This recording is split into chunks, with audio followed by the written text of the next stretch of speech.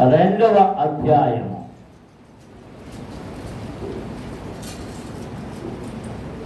13వ వచనాన్ని 15వ వచనం వరకు చదువుకుంటాం. 13 నుండి 15 వరకు. మరియు అపరాధముల వలనను శరీరమందు సున్నది పొందక ఉండుట వలనను మీరు మృతులై ఉండగా దేవుడు వ్రాతరూపకమైన ఆజ్ఞల వలన మన మీద రుణముగాను మనకు విరోధముగాను ఉండిన పత్రమును మేకులతో సిలువకు కొట్టి దాని మీది చేవ్రాతను తుడిచివేసి మనకు అడ్డము లేకుండా దానిని ఎత్తివేసి మన అపరాధములన్నిటిని క్షమించి ఆయనతో కూడా మిమ్మును జీవింపజేశాను. ఆయన ప్రధానులను అధికారులను నిరాయుధులుగా చేసి సిలువ చేత జయోత్సవముతో వారిని పట్టి తెచ్చి సహజముగా వేడుకకు కనుపరచెను. దేవునికి స్తోత్రం. హల్లెలూయా. పరిశుద్ధుడా జీవాధిపతి మీకు స్తోత్రములయ్యా. మీ వాక్యమును చదివి ఉన్నాము, దానిని ధ్యానం చేస్తూ ఉండగా లోతైన విషయములను మాకు నేర్పండి ప్రభువా. నీ ప్రజలకు నీ వాక్యమును వివరించడానికి బాధకులుగా ఇక నిర్ణయించినందుకు మీకు స్తోత్రములు. నన్ను మీ సిలువ చాటును దాయండి, మీ ఆత్మచేత అభిషేకించండి. నీ ప్రజలతో మీరు ఏమి మాట్లాడనై ఉన్నారో దానిని నాలో నుండి మీరు మాట్లాడండి. నా స్వరాన్ని స్వాధీనపరచుకోనండి. నన్ను ముట్టండి, నన్ను బాగు చేయండి. నా ఆలోచనలో నా సొంత జ్ఞానమును ప్రక్కకు పెట్టి నీ స్వరమని వినిపించి వినికిడిన ప్రతి ఒక్కరిని ఆశీర్వదించమని యేసు నామమున అడుగుతున్నాము తండ్రి, ఆమేన్. దేవునికి స్తోత్రం. అందరం స్తోత్రం జరుగుతుందాం. హల్లెలూయా, హల్లెలూయా, హల్లెలూయా. దేవుని పిల్లలారా, మనము చదివిన వాక్య భాగములో అపోస్తులైన పౌలు రుణపత్రమును గూర్చి ప్రస్తావన చేస్తూ ఉన్నాడు. ఏ పత్రం? రుణపత్రం. రుణపత్రం అంటే ప్రామిసరీ నోటు. అప్పు తీసుకున్నప్పుడు నేనెంత అప్పు తీసుకున్నాను,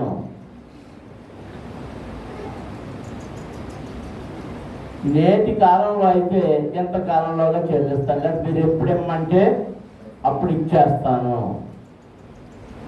నూటికి నెలకి ఎంత వడ్డీ.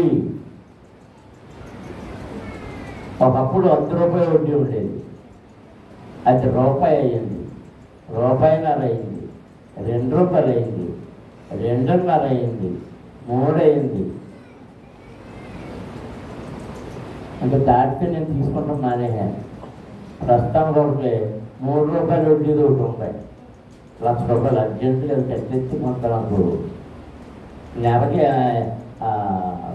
ఎంత కట్టాలంటే 1,00,000 రూపాయలకి 3,000 అంటే సంవత్సరానికి 36,000. అది తీసుకుని మా బాబీ పెళ్లి జరిగే టైంలో ఆ సంవత్సరం సభలో జరిగినాయి కదా, అప్పుడు తీసుకున్నది. అప్పటి నుంచి అది పెళ్ళి అయ్యే సంవత్సరానికి లెక్కెళ్తే అన్ని 36 లెక్కెళ్తే అసలు కంటే పోయింది 3 రూపాయలు. కొంతమంది అంటారండి 10 రూపాయలు వడ్డీ ఏమి పర్లేదండి తీసుకుంటాను. 5 రూపాయలు అంటే తీర్చలేక 5 రూపాయలు వడ్డీ 5 రూపాయలు అంటారు. నిజంగా తీర్చోడికి 5 రూపాయలు అంత వడ్డీయా? రూపాయి ఎవరైనా పెరుగు చూడండి, ఇంకా తక్కువ చెప్తారు. నేను ఈ ఊళ్ళో కొంతమంది రైతుల దగ్గర ఒక తీసుకున్నాను. న్యాయమైన వడ్డీలు కొందరైతే ఎక్కువ వడ్డీలు. అందులో మన ఎమ్మెల్యే చక్కీ ఆయన సజ్జన బాబు అంత 2 రూపాయలు కానీ నాకు రూపాయలు అని అలాగే మన జాన్ తాతాలు గారు ఒక నాకు అంత వడ్డీ వద్దులే అని చూడు. అలాగే చంద్రరాములు గారు ఆయన అసలు కసులు కూర్చుంటారు కానీ ఆయన ఇచ్చాడు. ఆయన వడ్డీ అంత అడుగుతాడో అన్నాను. అంటే న్యాయమైన వడ్డీలు తీసుకునేవారు కొందరు, అన్యాయమైన వడ్డీ తీసుకునేవారు కొందరు. న్యాయమైన వడ్డీ అంటే ప్రభుత్వం లెక్కల ప్రకారం కొన్ని వడ్డీలు ఉంటాయి, బ్యాంకు లెక్కల ప్రకారం కొన్ని వడ్డీలు ఉంటాయి. న్యాయమైన వడ్డీ అన్న దాన్ని ఏమనేవారు? ధర్మ వడ్డీ అనేవారు. ఏమిటి? ధర్మ వడ్డీ. ధర్మ వడ్డీ అన్నది తక్కువ. అధికమైన వడ్డీకి తీసుకున్నాం అనుకోండి, ఇక ఆ రుణాన్ని చెల్లించాలి. పౌలు గారు ప్రస్తావన చేసిన రుణపత్రం ఏదంటే రుణము, అప్పు 2 ఉన్నాయి. నేను ఆలోచించేసి దీనికి 2 అర్థం ఉంటాయి. అసలు ఏంటి దీని తేడా అంటే నాకు అర్థమైంది ఏంటి? నాకు అర్థమైంది, నేను అర్థం చేసుకున్నాను. రుణం అంటే తీర్చలేనంత భారము కలిగింది. ఏంటి? తీర్చలేనంత భారం కలిగింది. ఇక్కడ రుణపత్రం మనం తీర్చలేదు. ఈ రుణపత్రం ఎలా రాశామట? వ్రాతరూపకమైన అపరాధముల వలనను శరీరమందు సున్నతి పొందక ఉండుట వలనను మృతులై ఉండగా వ్రాతరూపకమైన ఆజ్ఞల వలన మన మీద రుణముగాను మనకు విరోధముగాను ఉండిన పత్రము. ఏదో పత్రం, ఏదో ఆజ్ఞ, 10 ఆజ్ఞలకు విరోధముగా లేక మోసే ధర్మశాస్త్రములకు విరోధముగా మనము ఏ నడవడిక నడిచినానో ఆ తప్పంతా దేని కింద వ్రాయబడిందంటే రుణపత్రముగా వ్రాయబడింది. ఏ పత్రంగా? రుణపత్రంగా. దేవునికి స్తోత్రం. హల్లెలూయా. నేను మాత్రమే దేవుని అన్నాడు, వేరే దేవుని పూజిస్తాను. పెద్ద రుణపత్రం, తీర్చలేని రుణపత్రం. తల్లిదండ్రులను సన్మానించగలను అన్నాడు 10 ఆజ్ఞల్లో. సన్మానించకపోతే అది రుణపత్రమే. వ్యభిచరించొద్దు అన్నాడు, వ్యభిచరించారు, రుణపత్రం. అబద్ధమాడద్దు, అబద్ధమాడారు, రుణపత్రం. విశ్రాంతి దినమును పరిశుద్ధముగా ఆచరించుడి అన్నారు. మేము ఆచరించమని మాకు బోర్డు పని ఉంది. ఏం పని? పంచాయతీ పని ఉంది, ఆ పని ఉంది, ఈ పని ఉంది. పంచాయతీ పని చేసిన అప్పుడు అప్పటి వరకు వచ్చురా మధ్యాహ్నం పాత్ర అంటున్నారు. ఈ ఫ్రెండ్స్ చెప్తున్నారు వచ్చేవాళ్ళని చాలా కారణమా?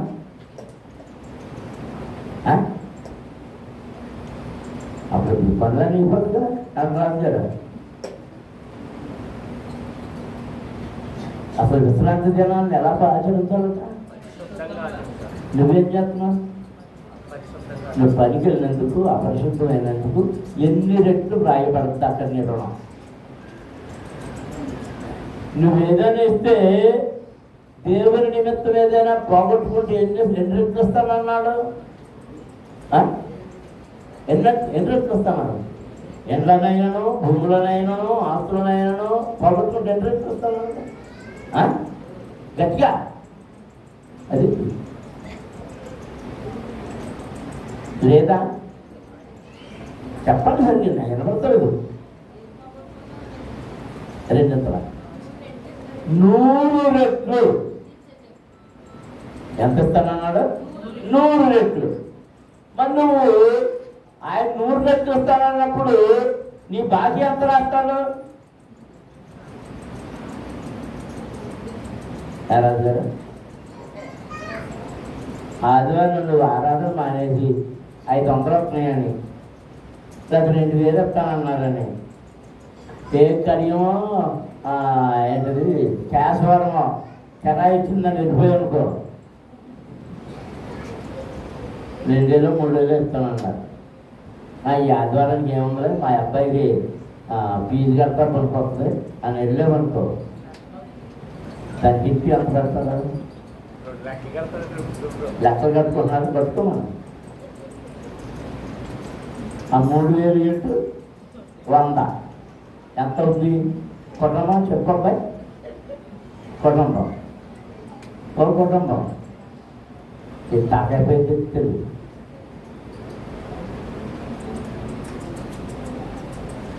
నువ్వు ఎంత ఆశించేలేవో దానికి 2 సున్నాలు పక్కన చెప్పి పోగొట్టుకుంటావు. ఉండవు అంత 2 సున్నాలు చెప్పి ఇస్తానన్నాడు. నువ్వు వెళ్ళకపోతే దేవుని కొరకు పోగొట్టుకుంటావు. నువ్వు వెళ్ళినందుకు ఏం చేస్తాడు? నీకు వేసే ఫైన్ 100 రెట్లు.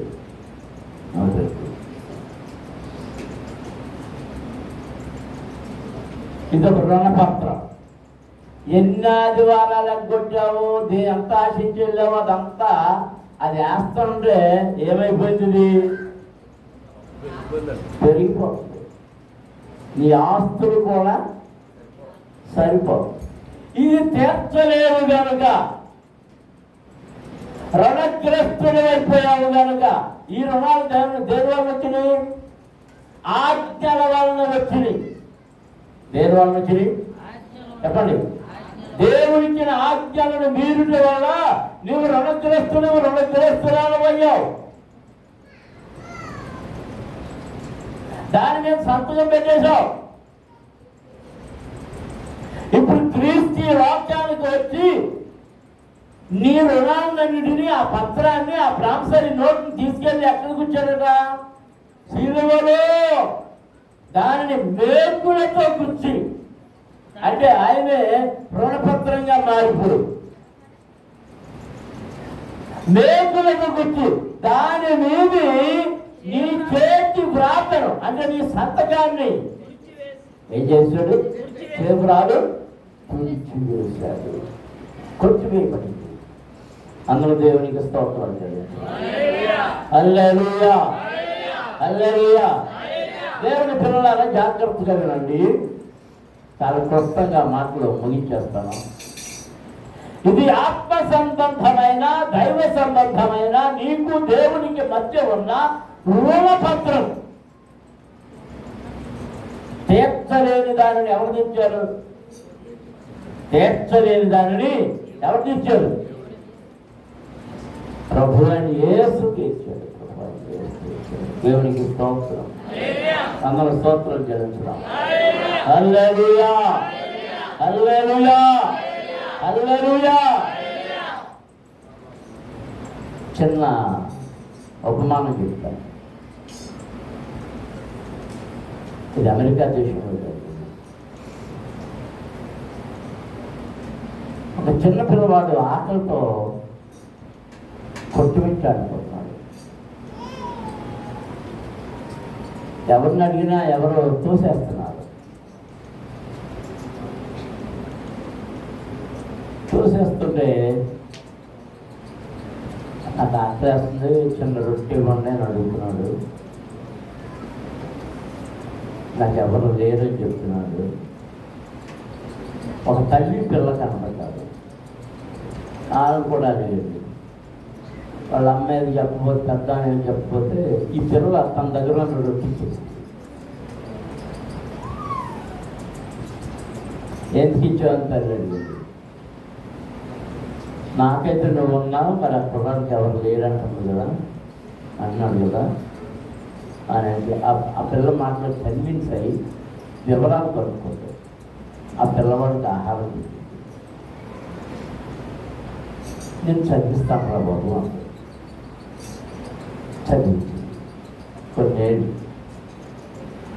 ఆ తర్వాత వాడు ఆ చదువుకుంటే ఏంటి పెద్దలు వెళ్ళిపోయాడు. వీళ్ళకి వివరాలు తెలియదు. కొంతవరకు వీళ్ళు ఏదో వ్యాపారం ఉండేది, ఆ వ్యాపారంలో వీళ్ళు దెబ్బతి చేశారు. ఇంకా మన గురించి చాలా సంవత్సరాలు, ఒక 20 సంవత్సరాలు పడింది, 22 ఏళ్ళు అప్పటికి. ఓ రోజు ఈ అమ్మాయి తల్లికి క్యాన్సర్ వచ్చింది. హాస్పిటల్లో చేర్చారు. ఆపరేషన్ చేయాలి. చాలా సొమ్మండి. ఏం చేయాలి అమ్మాయికి అర్థం కావట్లేదు. తను డాక్టర్ నర్సులు వచ్చి వాళ్ళ అమ్మని ఆపరేషన్ థియేటర్కి తీసుకెళ్తారు. ఆ పిల్లలు ఏడుస్తూ కూర్చుంది. ఆపరేషన్ తీసుకెళ్తారు. ఆపరేషన్ చేస్తారు. మళ్ళీ రూమ్కి తీసుకొచ్చేస్తారు. 2 రోజులు అయిపోయింది. బిల్లు వేయాలి కదా, ఇంటికి పంపించేస్తానికి బిల్లు వేసి బిల్లు కాగితం పంపించారు. ఈ అమ్మాయి వణికిపోతుంది. చూడడానికి ఎక్కడికి వస్తుంది, ఏమి లేవు. ఇంటికి వెళ్తేనే కొడలు నీళ్ళు కొట్టేలా ఉన్నాయి. ఏం చేయాలి అర్థం కాక ఏడుస్తూ ఉంది. 10 నిమిషాల కూర్చొని అసలు ఎంత ఉందో తీసింది. ఆపరేషన్ ఖర్చు ఎంత, ఆ ఖర్చు ఎంత, మందులు ఖర్చు ఎంత, డాక్టర్ ఖర్చు ఎంత, అన్ని అన్ని అన్ని అన్ని చాలా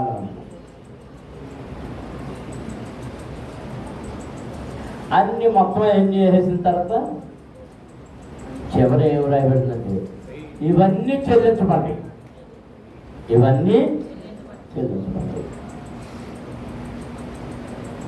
ఏం అర్థం కాదు ఈ అమ్మాయికి. అందులో డాక్టర్ ఇది ఏంటో నాకు ఏం అర్థం కాదు. చెల్లించబడ్డాయంటే అప్పుడు డాక్టర్ అన్నాడు, మీరు నన్ను గుర్తుపట్టలేదు. నేను రోడ్డు మీద ఆకలితో ఉన్నప్పుడు నాకు రొట్టిచ్చి ఇంటికి తీసుకెళ్ళి మీ అమ్మ నన్ను కూడా చదివించింది కొంతకాలం. మీరు హాస్పిటల్కి వచ్చినప్పుడే గుర్తుపట్టాను నేను. మీరైతే నన్ను గుర్తుపట్టలేదు. మీరు నన్ను డాక్టర్గా చదివించే పరిస్థితి తీసుకొచ్చినందుకు నా రుణాన్ని తీర్చుకోవడానికి ఎంతకంటే మార్గం నాకు లేదు. కనుక ఈ హాస్పిటల్ నాదే, ఈ మందులన్నీ నాదే. మీరు వీటిని పొందడానికి అర్హులైన వారు వాటిని మీకు ఇవ్వడం జరిగింది అని చెప్పినప్పుడు అమ్మాయి కన్నీళ్లతో సంతోషంతో ఆనందభరితురాలైపోయింది. దేవునికి స్తోత్రం. హల్లెలూయా. అంటే కొంచెంగా ఇచ్చినప్పటికీ తిరిగి కొన్ని సంవత్సరాల తర్వాత అందుకే ప్రసంగంలో ఉన్నటువంటి ఆహారమును నేల మీద వేయము కొన్ని దినములైన తర్వాత, చాలా దినములైన తర్వాత అది మీకు కనబడుతుంది. నమ్మిన వారి దేవునికి స్తోత్రం. హల్లెలూయా, హల్లెలూయా. దేవుని పిల్లలారా, మానవుడు తీర్చలేని రుణం ఏదంటే పాప రుణం. ఏ రుణం? పాప రుణాన్ని మానవుడు తీర్చలేడు. దానిని తీర్చగలిగిన వాడు ఒక్కడే. ఆ ఒక్కడే ఏమంటే శిలువ మీద బలి అయినా యేసుక్రీస్తు, ఆయన రక్తం మాత్రమే మన పాప రుణమును విమోచించగలిగినది. దేవునికి స్తోత్రం. హల్లెలూయా. మరి యెహోవాక సంబంధ రుణాలు రాజుల 2వ గ్రంథం 4వ అధ్యాయంలో మన సోదరులు ఉన్నారు. అడవురా అది పెట్టాలా? అసలు నా గుడ్లు మరి నేను చెప్పినప్పుడు చెప్పరా? రాజుల 2వ గ్రంథం 4వ అధ్యాయం 1 నుండి కొన్ని వచనాలు చదువుదాం. అంతర ప్రవక్తల శిష్యులలో ఒకరి భార్య నీ దాసుడైన నా పెనిమిటి చనిపోయాను, అతడు యెహోవాయందు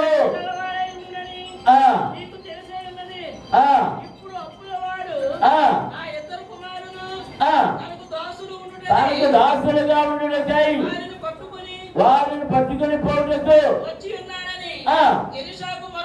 ఎలీషాకు మొర్ర పెట్టగా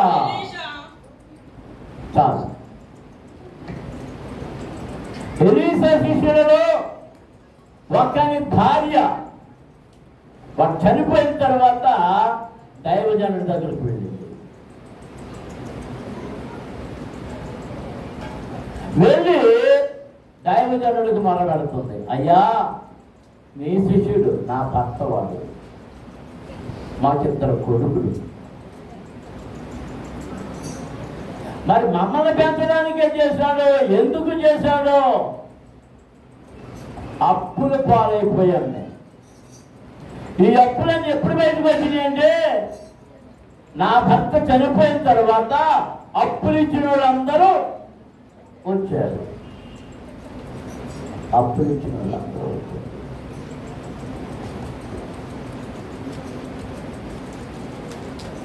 అప్పు ఇచ్చినవాడు చనిపోయినా, అప్పు పుచ్చుకున్నవాడు చనిపోయినా అన్ని కథలు కూడా వస్తాయి. ఒకసారి ఒక ఆయన దగ్గర పేర్లు చెప్పను, రుణం తీసుకున్నా. ఆయన అకస్మాత్తుగా హార్ట్ అటాక్ చనిపోయాడు, పొలంలో చనిపోయాడు. ఆ 2వ రోజున ఎప్పుడు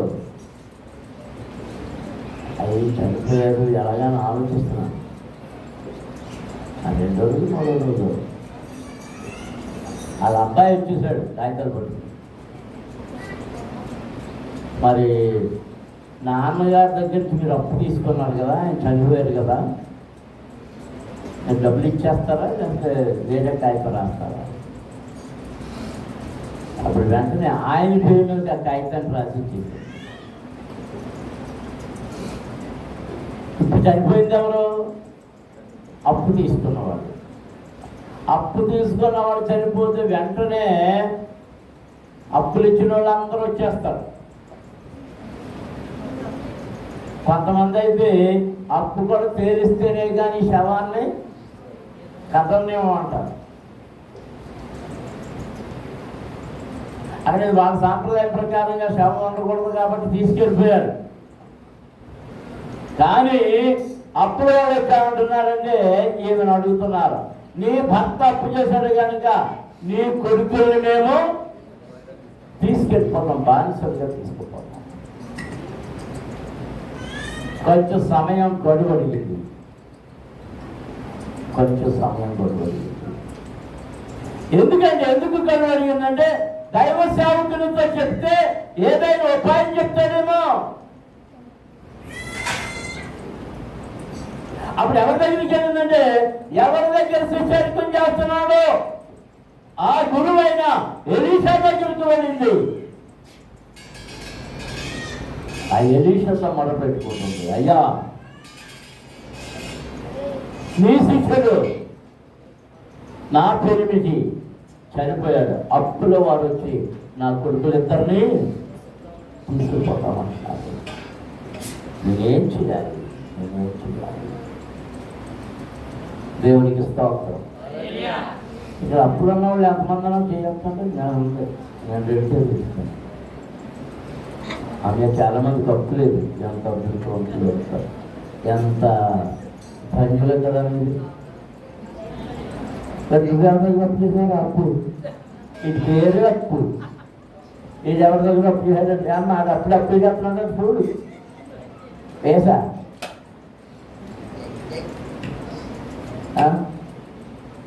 ఈ రోజుల్లో చాలా మంది అప్పులు ఎందుకు చేస్తున్నారంటే కొడుకులు కొనమన్నా మోటార్ సైకిల్ కొనడానికి,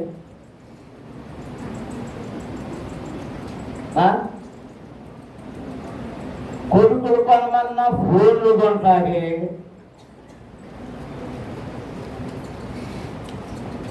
ఇంట్లో ఏసీలు పెట్టించుకుంటాక సీలింగ్లు చేయించుకుంటాకే ఇప్పుడు సీలింగ్లు ₹1,00,000 పెట్టి జరిగి అంత అవసరమా ఎలాగా? అందులో రంగురంగుల లైట్లు చూస్తే ఏంటి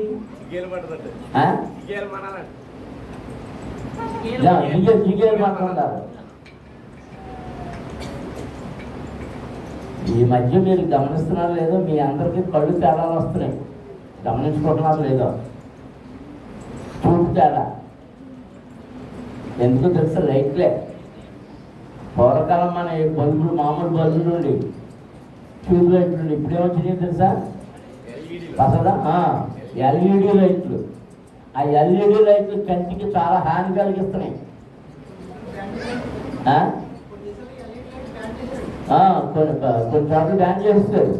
ఇప్పుడు మన సభలో కూడా ట్యూబ్లు ఎందుకు పెట్టామనుకున్నారు? సందులో ఎల్ఈడి లైట్లు లేక కాదు, ట్యూబ్లు ఎప్పుడు పెట్టారనుకున్నారా? అంటే సభలో లేదన్నమాట.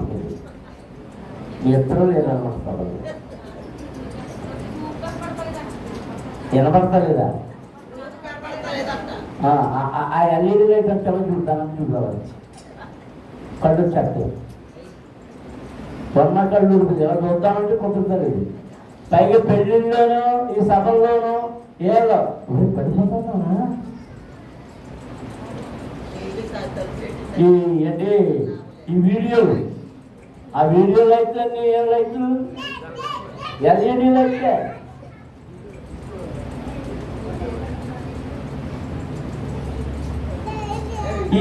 ఈ లైటింగ్ల వల్ల మన కళ్ళు ఏమైపోతున్నాయి? పాడైపోతున్నాయి. ఈ సౌండ్ శబ్దాలు ఇది వరకు సభల్లో సార్ ఏముండే అంటే మామూలు కొట్టాలు ఉండేవి. మరి రాజు అవి కుదరలండి. ఒక సంవత్సరం అదే 5 మైలు చెప్పండి. అదే రాజు తెచ్చాడు లేదా?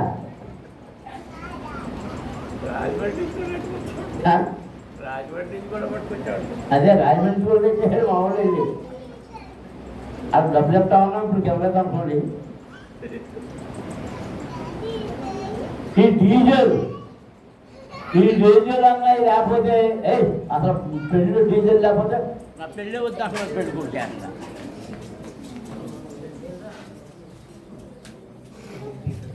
ఈ డీజిల్ అనే వాటి వల్ల చాలామంది గుండెలు ఆగిపోతున్నాయి, హార్ట్ అటాక్లు వచ్చేస్తున్నాయి.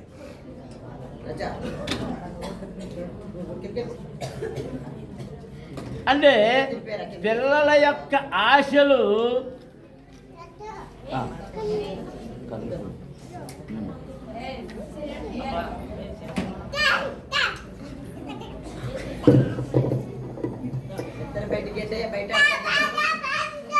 పిల్లల యొక్క ఆశలు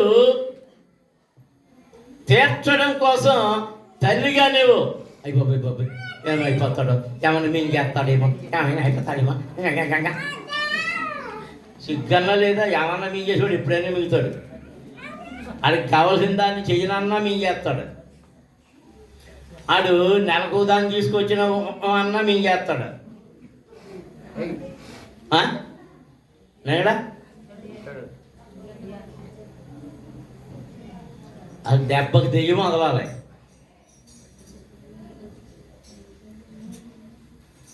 నువ్వు అప్పులు చేస్తుండే. మొన్న పేపర్లో ఒక వార్త వచ్చింది, అది యూట్యూబ్లో వచ్చినట్టుంది. ఆటో డ్రైవర్ అంట అతను. కొడుకు మోటార్ సైకిల్ కావాలంటున్నాడు, 2.5 లక్షలు పెట్టుకున్నాడు. ఆ పేపర్లోనే వచ్చింది అది. కొడుకు మోటార్ సైకిల్ తగలబెట్టిన తండ్రి. ఓ రోజు మధ్యాహ్నం గబగబా ఇంటికి వచ్చేసి మోటార్ సైకిల్ అటువంటి వెళ్ళి గబగబా గిఫ్లు గీసి అంటించాడు. అడిగారు, ఒరే నువ్వే కదా కొన్నా, అలాగే అంటించేసామంటే నేను వీడు ఇదవుతున్నాడని, కొడుకు ఒక్కడే కదా అని అది గొడవెడుతున్నాడని 2.5 లక్షల పైన పెట్టి కొన్నాను. రోజు కంప్లైంటే పోలీసుల దగ్గర నుంచి. ఏం కంప్లైంట్? హెల్మెట్ లేదని డబ్బులు కట్టమని, స్పీడ్గా వెళ్ళిపోతున్నాడని డబ్బులు కట్టమని. ఈ మధ్యలో మీకు తెలవదు, పోలీసులు ఈ కెమెరాలు ఉన్నాయి, అవన్నీ రికార్డు చేసేసి ఆ మోటార్ సైకిల్ ఎవరి పేరు మీద ఉందో దానికి వెంటనే మెసేజ్ ఇచ్చేస్తారు కట్టమని. నేను రోజు వీడికి ఈ జరిమానాలు ఫైన్లు కట్టమే సరిపోతుంది, నేను అక్కడ ఈ కట్టలేకపోతున్నాను, ఈ తోలగానే సరిపోతలేదు నాకు,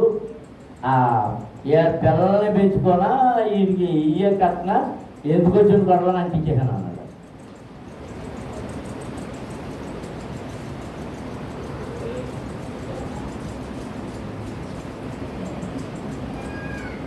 మనకు సామెత ఉంది, గారం గజ్జులు కోరుతానంట, ఈపు దెబ్బలు కోరిందంట.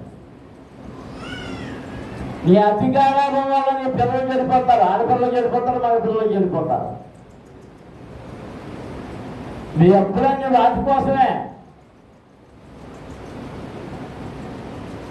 ఇచ్చే కట్నం కంటే పెళ్లి ఖర్చు ఎక్కువ ఉంది. అంటే పెళ్ళిళ్ళు చేసిన వాళ్ళు చెప్పాలి, కొడుకులు పెళ్ళిళ్ళు ఎవరు చేశారు, ఎవరెవరు చేసిన వాళ్ళు కానీ ఇక్కడ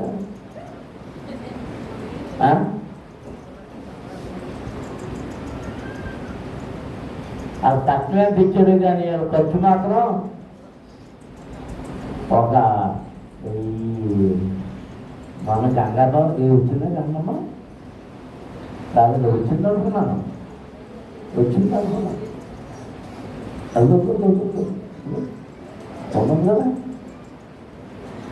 అది చెంతలకి ఎంత అయిందో. ఎంత ఇచ్చావమ్మా? ఒకటి ఎంత ఉంటుంది తొలసమ్మ నీకు చెప్తుంది అని మీ ఇద్దరు దత్తమానా.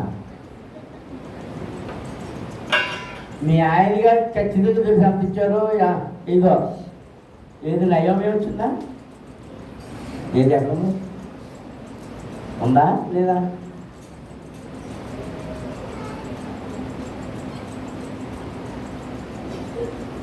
అది కష్టం ఎంత ఇచ్చారు, మీరు ఎంత ఖర్చు పెట్టారు? మొన్న పెళ్ళికి వెళ్ళని చెప్పాను కదా, కొండపల్లి. ఆ పెళ్ళికి ముందు ప్రీ షూట్ అంట, pre shoot, pre wedding shoot. Pre wedding shoot అంటే ఏంటో నాకు అర్థం కాదు. అన్నీ అనమాట ఇంకా పెళ్ళి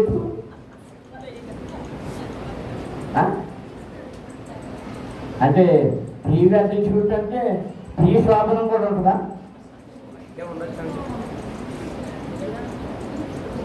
గోదావరి నదిలో పడవ మీద అమ్మాయి అబ్బాయి పాట పాడుకుంటూ తీసుకున్నారు. దానికి ఎంతో ఖర్చు అవ్వదండి, 50,000. అంత అవసరమా?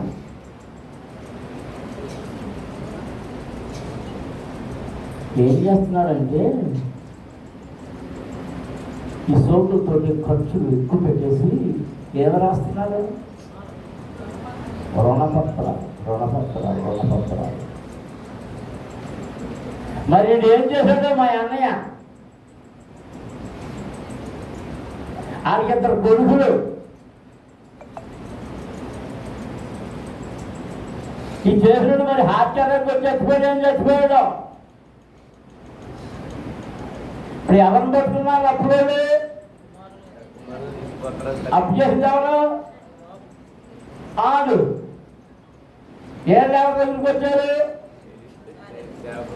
భార్య దగ్గరికి వచ్చి నీ పిల్లల్ని తీసుకుపోతాం, నువ్వు కడతావా? నీ పిల్లల్ని తీసుకుపోవా? నువ్వు కడతావా? నీ పిల్లల్ని తీసుకుపోవా? ఆమె దేవుని సన్నిధికి వచ్చి దైవజనుడితో మొదలుపెట్టుకుంటుంది. మరి ఎప్పుడు గురించి నువ్వెవరితో మొదలుపెడుతున్నావు? ఒక్కసారి ఇక్కడ ఆగి అప్పుల సంఘంలోకి యూనియన్. బైబిల్లో యూనియన్ ఉంది తెలుసు మీకు? అయ్యా సమూయేలు మొదటి గ్రంథం 22 అధ్యాయం మొదటి నుంచి చదవండి. అక్కడ అప్పుల రుణగ్రస్తుల యొక్క యూనియన్, డాక్టర్ యూనియన్ లాగా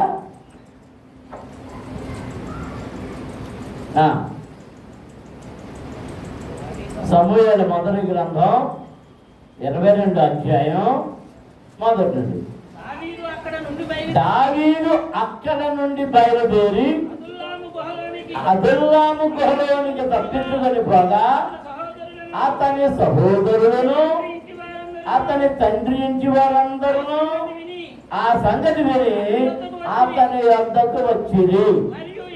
మరియు ఇబ్బంది గల వారందరూ, అప్పులు చేసుకున్న వారందరూ, అసమాధానముగా ఉండు వారందరూ అతని యొక్క కూడుకొనగా అతడు వారికి అధిపతి అయ్యను. అతని యొద్దకు ఎక్కువ తక్కువ 400 మంది వచ్చి ఉండిరి. ఇదో సంఘం. చాలాసార్లు చదువుంటారు కానీ పట్టించుకోలేదు. దావీదుని సౌలు తరుముతా ఉన్నాడు. సౌలు తరుముతా ఉన్నప్పుడు పారిపోయి ఒక్కలో గుహలోనికి వచ్చి చేరాడు. అదుల్లాము గుహ. ఏ గుహ? అదుల్లాము గుహ. ఒక్కడే పారిపోయి గుహలో ఉన్నాడని ఎవరికి తెలిసిందంట? అన్నగారులకు తెలిసింది. అప్పుడు అన్నగారులందరూ, అతని ఇంటి వారందరూ అతనికి సాయంగా వచ్చేసారు. ఎందుకు వచ్చారు? సహాయం ఎందుకు వచ్చారు? ఎవరు రాశారు? దావీదుకు సహాయంగా ఎందుకు వచ్చారు? ఎందుకంటే సౌలు కృతజ్ఞత లేని వాడుగా గొల్యాతును ఓడించి అతని రాజ్యాన్ని అతనికి ఉండేటట్టుగా చేసినా కానీ వారి తమ్ముడైన దావీదును చంపడానికి సౌలు ప్రయత్నం చేస్తుంటే పారిపోయాడు కనుక అతని ప్రాణానికి తోడుగా రక్షణగా అన్నగారు అందరూ వచ్చేసాడు. అందరూ దేవునికి స్తోత్రం చెల్లించుదాం. హల్లెలూయా. దావీదుకి అన్నగారులు ఎంతమంది? 7. అక్కడ ఎంతమంది? 2. అక్కడ ఏమనుకుంటామంటే తండ్రి ఇంటి వారందరూ. ఎవరు? అంటే అన్నగారుల పిల్లలు వచ్చేసారు, అక్కడ కుమారులు వచ్చేసారు. అయ్యో బాబు వాళ్ళందరూ మేనల్లుడే. వీళ్ళందరూ వీళ్ళతో పాటు ఎవరు వచ్చారంట? అప్పులు చేసి ఏం చేయాలో చెయ్యకుండా ఉన్న వాళ్ళందరూ వచ్చేసారంట. అప్పులు తీర్చే మార్గం దొరక్క ఎక్కడికి వచ్చేసారు. ఇంకా ఎవరు చేయాలంట? మరి పెళ్ళాంకి మొగుడికి గొడవ వచ్చిందో, ఇంటి పట్టుకోతో గొడవ వచ్చిందో, ఎవరితో గొడవ వచ్చినాయో అసమాధానముగా ఉన్న వారందరూ ఎక్కడికి వచ్చేసారు? ఆయన దగ్గరికి వచ్చేసారు. ఏ గుహలో ఉన్నారో? ఇంచుమించు ఎంతమంది ఉన్నారంట? ఇంచుమించుగా 400 మంది. 400 మంది పట్టే గుహ అంటే ఎంత పెద్ద గుహ కదా. ఇప్పుడు అక్కడ ఏం పెడుతున్నారు? కోటమే పెడుతున్నారు, ఏం పెడుతున్నారు? నేను అనుకున్నాను వాళ్ళందరూ కూడా ప్రార్థనలు చేస్తున్నారు. ఏం చేస్తున్నారు? ప్రార్థన. సమూహముగా కూడి ప్రభువా మాకు ఈ శ్రమల నుండి విడుదల కలగజేయి, ఏ ఇబ్బంది నుండి విడుదల కలగజేయి, ఏ రుణాల నుండి విడుదల కలగజేయి, సమాధానము లేదు మాకు సమాధానం దయచేయి. ఎందుకు చేయాలంటే ఇదిగో దేవుని హృదయానుసారుడు ఈ దావీదు, దేవునికి ఇష్టమైన వాడి దావీదు. దావీదు దగ్గర ఉంటే, దావీదుతో ఉంటే, దావీదుకు తోడై ఉన్న దేవుడు మాకు కూడా తోడై ఉంటాడు. దేవునికి స్తోత్రం.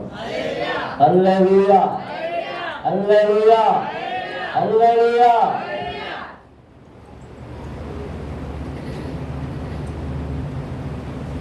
మనం దాని గురించి ఆలోచించేస్తే ఇప్పుడు అంత వివరించడానికి సమయం లేదు. కానీ దావీదు రాజ్యానికి వచ్చిన తర్వాత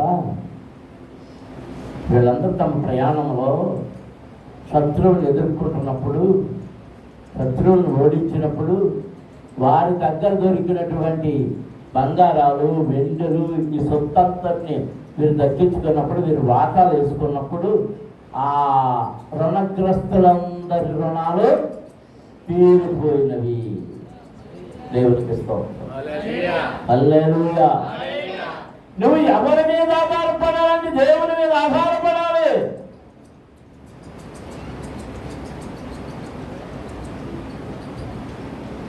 మూడు నెలలు డ్యూటీ అవ్వలేదు మేము. మా అత్తగారు వచ్చిందా ఉందా? ఇది అన్న తిందే మొన్న వెంకటలక్ష్మి గారు అడుగుతాం, అయ్యగారు ఎలా చేశారేంటి అంటుంది ఆవిడ. అండ్ 3 నెలలు వడ్డీ, 3 నెలల వడ్డీ అంత చదవండి, ఒక 65,000 ఉంటుంది.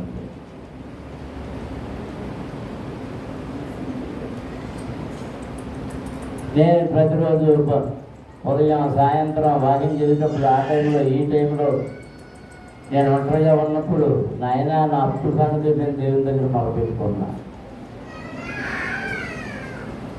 నా ధైర్యం ఒకటే, నేను అప్పు చేసింది నా లగ్జరీస్ కోసమో దేనికోసమో కాదు, సొంత ఖర్చుల కోసం కాదు, దేవుని సేవలో ఖర్చు పెట్టడం కోసం చేసిన అప్పులు అలా ఉన్నాయి. కారు కోసం చేసిన అప్పు తీరిపోయింది. నా పిల్లల పెళ్లిళ్ళకి చేసిన అప్పులు తీరిపోయింది. ఏ అప్పులు వెళ్ళిపోయింది? ఆ రహస్యం ఏంటో చెప్పు ప్రభువా అంటున్నాను నేను. అవి ఎందుకు తీరడం లేదో చెప్పు ప్రభువా అంటున్నాను. ఆయన మాట్లాడతారు, రోజు తల్లి కొడుతుంది. కానీ నాకు ఉండే ధైర్యం, ఆయన తప్పకుండా వీటన్నిటినీ తీర్చే దేవుడు. ఇదిగోనే ఎలీషా దగ్గరికి వెళ్ళింది, అయ్యా నా అప్పుల వాళ్ళు నా పిల్లలు ఎత్తిపోతున్నారు, నేనేం చేయాలంటే, అప్పుడు ఆయన అంటున్నాడు, 2వ వచనంలో 4వ అధ్యాయం, రాజు 2వ గ్రంథం 4వ అధ్యాయం 2వ వచనం చదువు.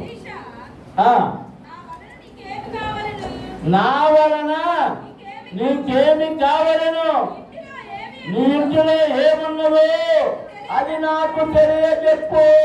దేవునికి స్తోత్రం. హల్లెలూయా. దేవుని పిల్లలారా,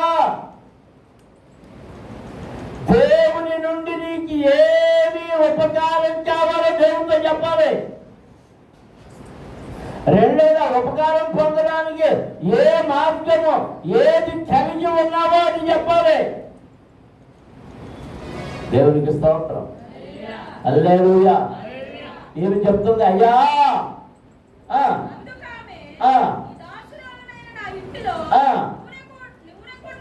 నూనె కొండ తప్ప మరేమీ లేదు. నూనె కొండ ఇక్కడ నూనె కొండ ఉంది, మరి పిండి పిసుక పెట్టలేదా? పెట్టుంటుంది, పెట్టుంది, కానీ ఏమి లేదు, పిండి లేదు అందులో. ఏం మిగిలింది? నూనె ఒక్కటే మిగిలింది. సారే పద్ధతిలోని విధవరాలు ఏముంది? కొంచెం నూనె, కొంచెం పిండి. కనుక ఆ కరువంతా తీరిపోయే వరకు, వర్షాలు పడి పంట వచ్చే వరకు వారి కరువంతా తీరిపోయింది. దేవునికి స్తోత్రం. ఏం తెచ్చింది? ఆ బుడ్డలో ఉన్న కొంచెము నూనె, ఆ తొట్టులో ఉన్న కొంచెం పిండి. ఈమె దగ్గర పిండి ఉందా?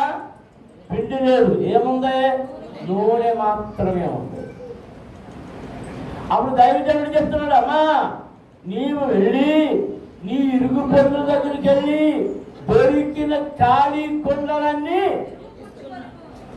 అరువు తెచ్చేస్తావు, అవన్నీ ఒక గదిలో పెట్టి ఆ గదిలో పెట్టేసి తలుపులు వేసుకో, నీవు నీ కుమారులు తలుపులు వేసుకోండి. ఆ నూనె మీ దగ్గర ఉన్న నూనెను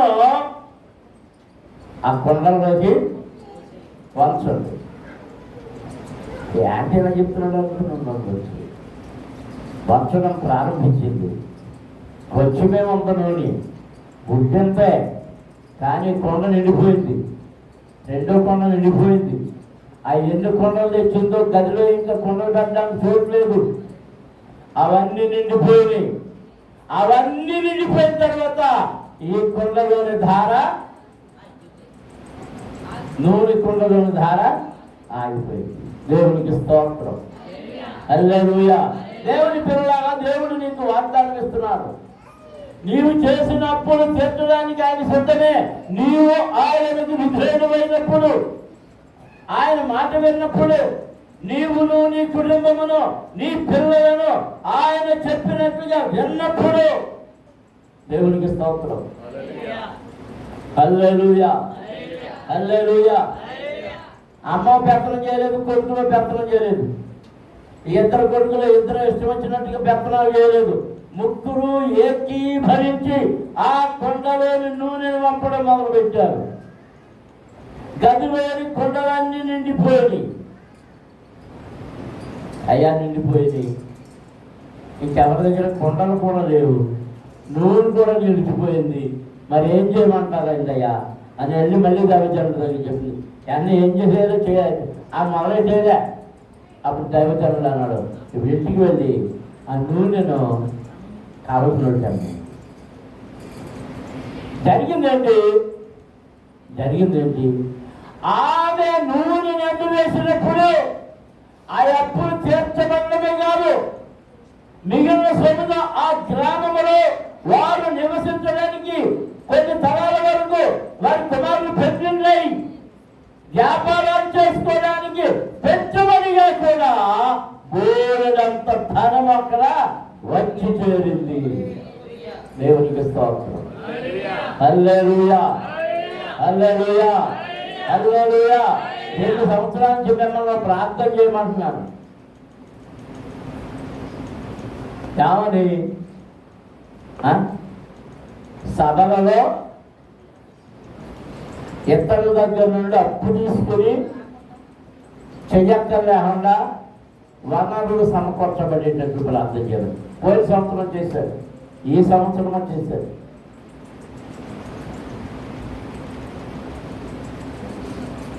కొంచెం కొంచెం ఎక్కడెక్కడో పెండింగ్లు మూల్యాలు చెల్లించవలసి ఉన్నాయి తప్ప ప్రజలు ఇచ్చే కానుకలు, మాకు దేవుడిచ్చిన సహాయం, ఇలాంటివన్నీ ఈ 2 సంవత్సరాల నుంచి సభల నిమిత్తం అప్పులు తీసుకునే పని మానేశారు. ఆ అప్పులు ఇచ్చేవాళ్ళు ఏమనుకున్నారంటే ఏ డబ్బులు వచ్చేసి అనుకున్నారు. ఏమనుకున్నారు? ఇదొకటి మళ్ళీ ఎక్కడి నుంచి డబ్బు, అమెరికా నుంచి డబ్బులు వచ్చాయి. సభల కోసం ఆర్థిక కోసమే అమెరికా వాళ్ళు ఎప్పుడు డబ్బులు ఇవ్వడం. ఇదో రహస్యం మీకు తెలియదు.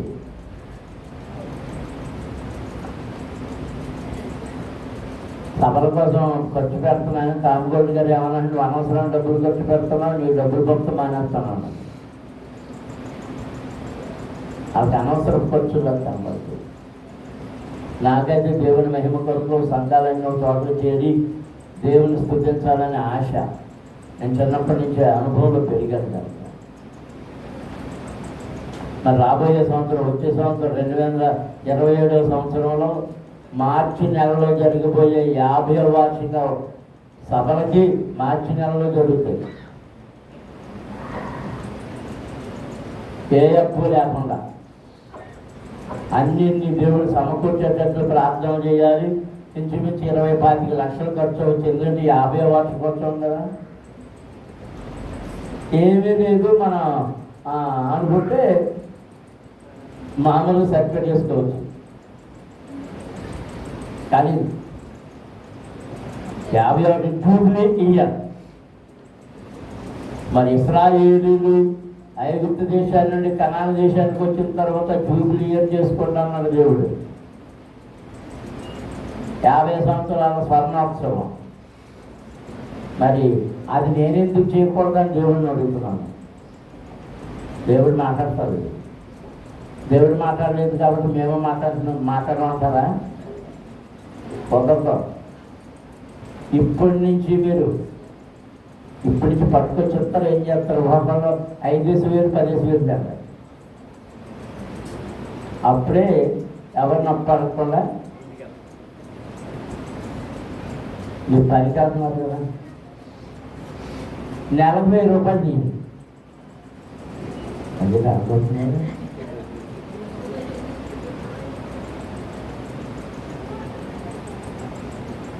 దేవునికి స్తోత్రం. హల్లెలూయా. నీ సమస్తమును భరించేవాడు ఆయన. నీ హృదయమును ఎరిగిన దేవుడు. నీలో కల్మషం లేకపోతే, దురుద్దేశములు లేకపోతే, నీవు యథార్థమైన హృదయం కలిగి ఉంటే నీ సమస్త భారమును మోసేవాడు ఆయనే. మాటలు చదివి ప్రార్థన చేసుకుంటాం. ఆయన్ని అడుగుదాం, ప్రభువా ఇదిగో నా అప్పుల నుండి విముక్తి చేయి, నా సమస్యల నుండి విముక్తి చేయి. నీవే నా దేవుడవు. నా మొర వినండి, నా ప్రార్థన వినండి. ఈ ఎత్తైన కొండ ఎక్కలేకపోతున్నాను నాయన. రుణపు కొండ ఎక్కలేకపోతున్నాను. ఈ రుణాలని కొండను ఎక్కగలిగిన స్థితిని నాకు దయచేయి. స్తోత్రం. హల్లెలూయా, హల్లెలూయా. ప్రభు మొర వినవా, ప్రభు మొర వినవా, నీ కొరకే వెదకేను దేవా.